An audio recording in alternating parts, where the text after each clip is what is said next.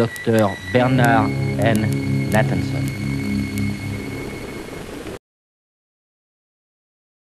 Je m'appelle Bernard N. Nathanson. Je suis docteur en obstétrique et gynécologie. Je pense avoir une certaine expérience en matière d'avortement.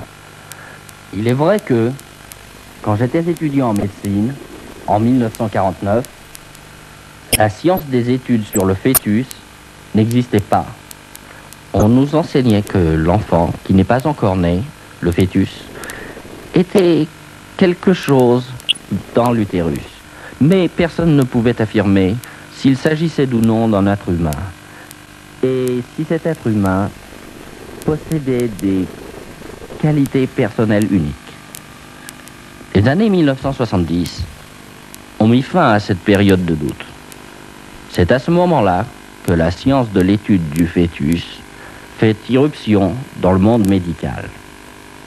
À l'origine de cette science, l'arrivée de nouvelles techniques avancées, telles que la visualisation ultrasonique, le contrôle électronique du cœur fœtal, l'étude du fœtus, l'examen de l'utérus, la radiochimie et bien d'autres technologies tout aussi étonnantes, qui constituent de nos jours l'essentiel de cette science toute nouvelle. Les ultrasons en temps réel, c'est-à-dire la visualisation de l'enfant en mouvement, sont devenus un instrument clinique dès 1976. La salle où se pratique l'examen par ultrason comprend une table d'examen courante et l'appareil de visualisation ultrasonique lui-même. C'est la machine volumineuse que vous voyez ici. La femme enceinte se met en position sur la table d'examen. L'abdomen est couvert de manière appropriée. La tête de l'instrument est placée au-dessus de l'utérus. Cet instrument est principalement formé d'un quartz qui envoie des ondes sonores haute fréquence en pulsation et d'un transducteur qui reçoit les échos de ces ondes, lesquelles sont enregistrées par un ordinateur qui ensuite les compose en une image reconnaissable de l'enfant à l'intérieur de l'utérus. Les images de l'enfant peuvent être présentées par balayage linéaire, technique servant aux grossesses avancées, ou par balayage de secteur, méthode plus précise pour représenter le fœtus à un stade de grossesse moins avancé, tel que celle-ci. L'image, créée à partir des échos, a une définition vraiment étonnante. Et cet instrument est tellement précis que l'on peut apercevoir les petites valvules du cœur s'ouvrir et se fermer au rythme des contractions du cœur. Pour la première fois, les parents peuvent avoir un aperçu de l'enfant qui n'est pas encore né grâce à cette technologie spectaculaire. Et cette même technologie, ces machines et ces appareils dont nous faisons maintenant un usage quotidien, nous ont convaincus que, sans aucun doute, l'enfant qui n'est pas encore né est, lui aussi, un être humain comme nous, un membre de la communauté humaine, possédant toutes les caractéristiques qui nous sont propres. Pour la première fois, la technologie nous donne l'occasion de voir l'avortement du point de vue de la victime. La visualisation ultrasonique nous permet cette approche et maintenant, pour la première fois, nous allons observer un enfant déchiré, démembré, désarticulé, broyé et détruit par les impitoyables instruments d'acier de l'avorteur.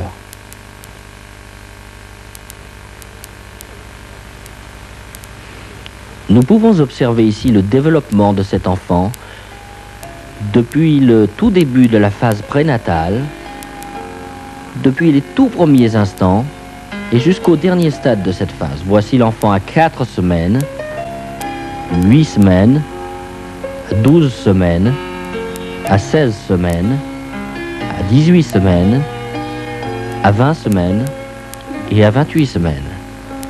Vous pouvez voir qu'il ne se produit aucun changement frappant ou extraordinaire dans la forme ou dans la substance de cet enfant durant ce stade de croissance. Maintenant, ce petit être de 12 semaines est manifestement un être humain entièrement formé. Son cerveau émet des ondes depuis au moins 6 semaines, son cœur bat depuis peut-être 8 semaines, et toutes ces autres fonctions humaines sont absolument identiques aux nôtres. Ce livre, qui s'intitule Williams Obstetrics, 16e édition, écrite en 1980, est un manuel standard qui est utilisé dans toutes les écoles de médecine des États-Unis. La préface de ce livre, publiée en 1980, nous éclaire. Heureusement, nous sommes maintenant à une époque où le fœtus peut être considéré et traité avec raison comme un second patient. Qui aurait pu rêver, il y a quelques années seulement, que nous pourrions, en tant que docteurs, nous mettre au service du fœtus? L'éthique et les préceptes médicaux traditionnels nous interdisent de détruire nos patients et nous rappellent aussi à notre serment de préserver la vie. Voyons maintenant ce que l'avortement réserve à notre seconde patiente.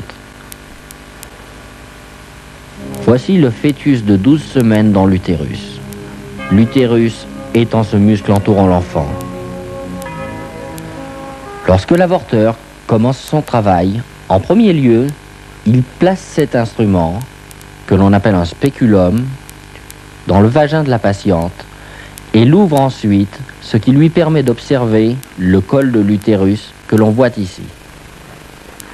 Après avoir examiné l'utérus, l'avorteur prend alors cet instrument, appelé ténaculum, et ensuite, en le passant à travers le spéculum et le fixant fermement sur le col de l'utérus, comme ceci, en pinçant le ténaculum pour le fermer, ce qui permet de le maintenir fermement sur le col de l'utérus, comme ceci, c'est à ce moment-là qu'un autre instrument, la sonde, entre en jeu.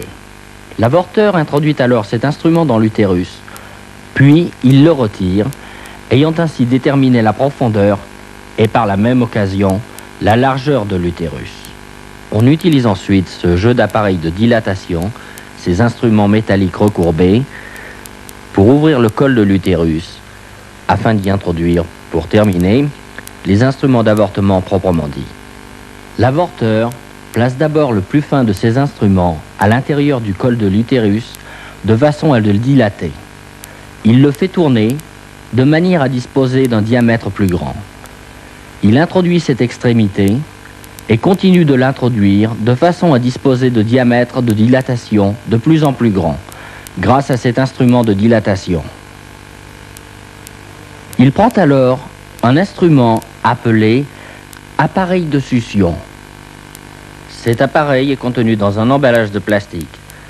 Le médecin le sort de son enveloppe stérile et l'insère jusque dans l'utérus à travers le col dilaté dans le but d'aller percer le sac qui entoure et protège l'enfant, permettant ainsi d'aspirer la totalité du liquide amniotique. L'instrument est alors en contact direct avec l'enfant, avec une pression d'environ 55 mm de mercure qui est appliquée à l'un des instruments, auquel on a fixé un tuyau de succion long et épais et qui est relié à la machine d'avortement, c'est-à-dire la machine qui se trouve de l'autre côté. La curette de succion commence alors à mettre l'enfant en morceaux. Le corps est mis en pièces, méthodiquement, jusqu'à ce qu'il ne reste plus que des lambeaux du corps et la tête elle-même, laquelle est trop grosse pour passer dans l'instrument. Il faut alors introduire cet instrument qui s'appelle un forceps à polype dans l'utérus à travers le col déjà dilaté, de façon à permettre à l'avorteur de saisir la tête de l'enfant qui maintenant flotte dans l'utérus librement entre les anneaux de cet instrument. La tête est alors écrasée, son contenu retiré, ainsi que les os du crâne. Et l'avortement est finalement terminée. Nous avons vu le fœtus de 12 semaines représenté sur l'écran à ultrasons. Nous avons également examiné le mécanisme ainsi que les étapes réelles d'un avortement à 12 semaines. Nous allons maintenant, pour la première fois, voir un film montrant la visualisation ultrasonique en temps réel d'un avortement à 12 semaines. Notez qu'un avortement tardif n'est pas un cas rare. Il s'agit d'un exemple parmi les 4000 environ qui sont pratiqués chaque jour aux États-Unis. Ce film a été tourné dans une clinique d'avortement. Le docteur qui a pratiqué cet avortement était un jeune homme qui travaillait dans 2 cliniques d'avortement. À cette époque, ce jeune médecin comptait déjà 10 000 avortements à son actif. Lorsque lui avons demandé de venir assister à la séance de montage de ce film, il a été tellement bouleversé à la vue de ce qu'il avait fait qu'il a dû sortir de la pièce. Il est revenu après un moment pour finir le montage, mais ce fut son dernier avortement. La jeune femme, opérant la caméra à ultrasons en temps réel, appartenait à une organisation fortement partisane de l'avortement. Elle aussi fut tellement émue par ce qu'elle vit durant la séance de montage qu'elle n'a plus jamais abordé le sujet de l'avortement. Regardons maintenant le film en question. Nous voyons maintenant le balayage par secteur d'image d'ultrasons en temps réel d'un fœtus de 12 semaines. L'enfant est orienté dans cette direction. Voici la tête de l'enfant, ici. Le corps de l'enfant, ici. Et on peut voir la main de l'enfant approchant sa bouche. En regardant l'enfant d'un peu plus près, on peut distinguer l'œil, ou en tout cas son orbite, ici, le nez de l'enfant, ici, la bouche de l'enfant, ici. On peut même observer un ventricule cérébral à cet endroit, qui est un espace rempli de liquide dans le cerveau. Voici le corps de l'enfant, avec les côtes en silhouette, et la colonne vertébrale située vers l'arrière.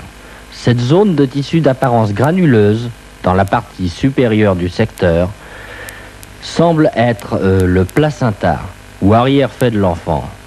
Nous pouvons déjà apercevoir, à cet endroit, les cuisses, les membres inférieurs de l'enfant se dégageant ainsi du corps. Voyons ce qui se passe ensuite. Nous voyons maintenant le cœur de l'enfant qui bat dans sa poitrine. Le pouls est d'environ 140 battements par minute. Comme vous le voyez, l'enfant se déplace sereinement dans l'utérus et on peut le voir de temps à autre changer de position. Mais il garde la même orientation. Cette fois, l'enfant dirige son pouce vers la bouche, tout en continuant de se déplacer tranquillement, sereinement, à l'abri dans son sanctuaire. Cette ombre que nous distinguons, là vers le bas de l'écran, c'est l'embout de succion, que nous avons coloré de manière à ce que vous puissiez le distinguer plus clairement. L'avorteur a déjà dilaté le col de l'utérus et introduit l'embout de succion dont vous pouvez observer les déplacements latéraux sur l'écran.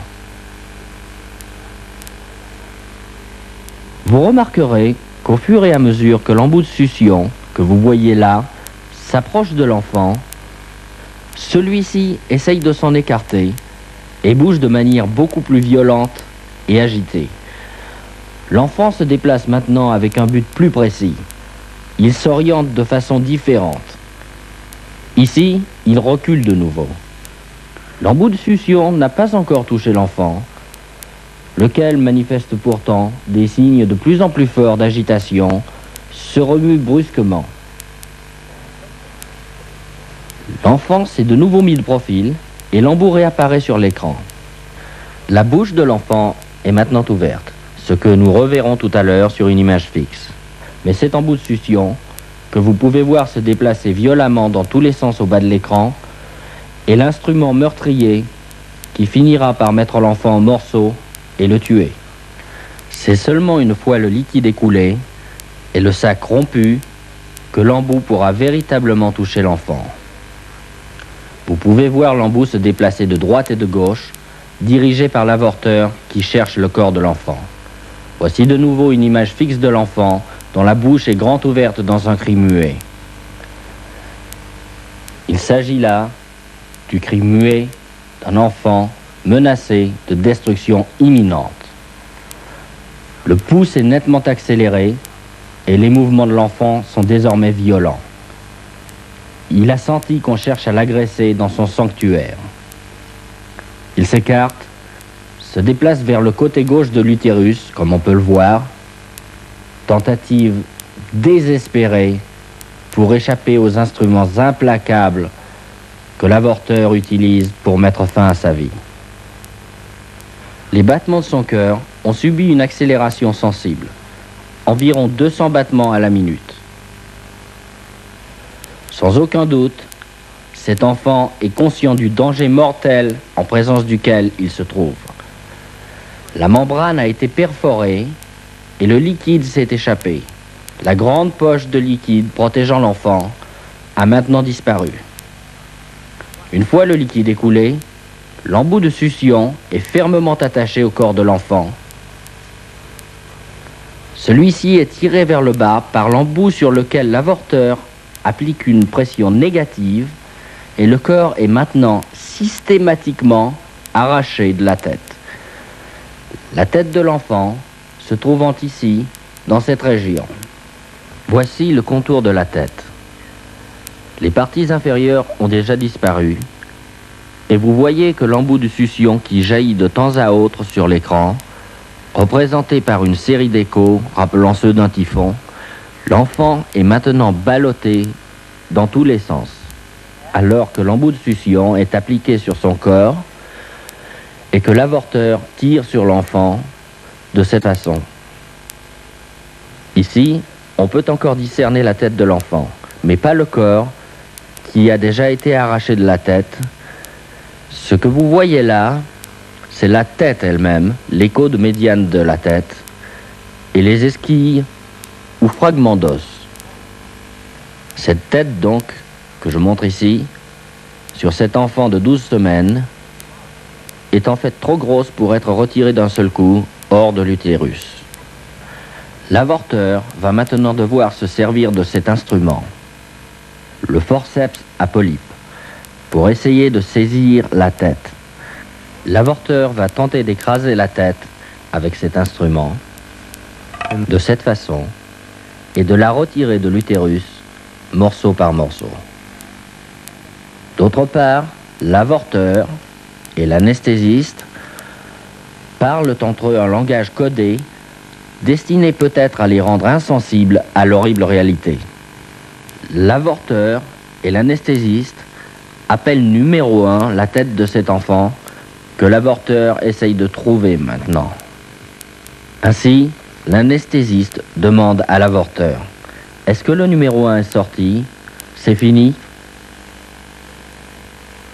Nous voyons ici, par intermittence, les tranches ou lames de cet instrument apparaître sur l'image. Ici, la tête a tendance à flotter tout à fait librement dans l'utérus. Voici les tranches ou les lames de cet instrument que l'on voit apparaître ici. Le médecin a maintenant saisi la tête au moyen des forceps à polype et il la tire vers le bas en direction du col de l'utérus. Il ne reste plus maintenant, comme vous pouvez le voir, que des fragments et des brisures d'os, des lambeaux de tissu qui témoignent de l'existence passée d'un petit être humain qui était bien vivant et sans défense. Pour se rendre compte de la place de l'avortement dans la société d'aujourd'hui, examinons quelques chiffres qui illustrent les faits des 20 dernières années. En se basant sur des données fiables, on comptait déjà, en 1963, bien avant que l'avortement ne soit légalisé par le tristement célèbre verdict de l'affaire Roe contre Wade, un nombre approximatif de 100 000 avortements illégaux pratiqués chaque année aux États-Unis. Et très peu d'avortements légaux. En 1973, première année où l'arrêt Roe contre Wade a été appliqué dans ce pays, on comptait déjà 750 000 avortements pratiqués aux États-Unis. Et en 1983, dernière année pour laquelle nous possédons des statistiques complètes, on rapporte 1,5 million d'avortements. Considérons maintenant l'avortement en tant qu'industrie. L'année dernière, on a compté 1,5 million d'avortements dans ce pays. Le coût moyen d'un avortement étant de 300 à 400 $ par opération. Voici donc une industrie qui, dans notre pays, réalise environ 5 à 600 millions de dollars par année, ce qui la placerait parmi les 500 industries les plus riches du monde. 90% de cet argent va dans le portefeuille des médecins. Et le reste, dans celui des hommes d'affaires qui dirigent ces cliniques. Certaines enquêtes ont été récemment effectuées sur ces établissements. Les permis d'opérer ces cliniques s'achètent comme les concessions de chaînes de restaurants rapides de notre pays. Nous savons qu'il en existe des chaînes en Californie et dans toute la région du sud-ouest et même dans le sud-est des États-Unis. On peut maintenant prouver que ces cliniques d'avortement tombent de plus en plus souvent entre les mains de la mafia et aussi du syndicat du crime sévissant aux États-Unis, et que cet argent, fruit de l'avortement, non seulement est taché du sang des innocentes victimes de l'avortement, mais circule impunément dans les mains criminelles de la mafia américaine. Les victimes de l'avortement, il faut s'en souvenir, ne sont pas seulement les enfants qui ne sont pas encore nés, mais les femmes, elles aussi, sont des victimes au même titre que les enfants avortés. On a toujours caché aux femmes la véritable identité de l'enfant qui n'est pas encore né. Personne, en fait, ne leur a montré la triste réalité de l'avortement. Un nombre sans cesse croissant de femmes, des centaines, des milliers et même des dizaines de milliers, ont eu l'utérus perforé, infecté et détruit. Des femmes ont été stérilisées et castrées, toujours à la suite d'une opération sur laquelle elles n'étaient pas pleinement informées. Ce film, et les autres qui le suivront peut-être, doit être vu et assimilé par toute femme avant qu'elle ne donne son consentement et qu'elle ne se soumette à ce genre d'opération. J'accuse la ligne d'action nationale des droits de l'avortement. J'accuse le planning familial et tous les autres conspirateurs de l'industrie de l'avortement d'un continuel complot du silence visant à cacher aux femmes la véritable nature de l'avortement. Et je défie tous ces avorteurs d'avoir l'honnêteté de montrer cette bande vidéo prise en temps réel ou toute bande analogue à toutes les femmes avant qu'elles ne prennent une décision. Vous savez, je suis bien placé pour parler d'avortement. En 1969, je fus l'un des fondateurs de la Ligue d'action nationale pour les droits de l'avortement. Pendant 2 ans, j'ai dirigé l'une des plus grandes cliniques d'avortement du monde occidental. Depuis, la science de l'étude du fœtus in utero a vu le jour et nous a ouvert les yeux sur la nature de celui-ci. Et toutes ces études ont prouvé, sans l'ombre d'un doute, que l'enfant qui n'est pas encore né est un être humain qui n'est pas différent de nous. C'est un membre à part entière de notre société. Donc, la destruction d'un être humain vivant ne représente pas une solution à un problème principalement social. À mon avis, en être réduit à un tel acte de violence est la preuve que nos valeurs scientifiques et surtout morales sont menacées. Je peux difficilement croire que les Américains, qui ont envoyé des hommes sur la Lune, n'ont pas encore trouvé d'autre solution que la violence pour résoudre ce problème. Je pense qu'il est de notre devoir de consacrer sans plus attendre tous nos efforts inlassablement pour trouver une solution meilleure, une solution plus humaine, plus juste et plus charitable, qui tiendrait compte du droit de chacun de préserver la vie. C'est tout. Au nom de l'humanité, arrêtons le massacre de l'avortement.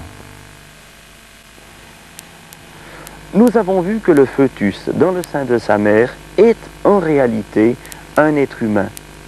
Et la Bible nous révèle que la vie humaine est le sommet de la création.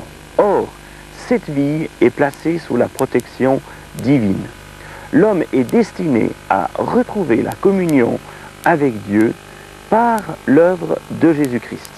Dans cette perspective, l'avortement est donc une attaque directe contre l'ordre biologique et aussi contre le plan de Dieu.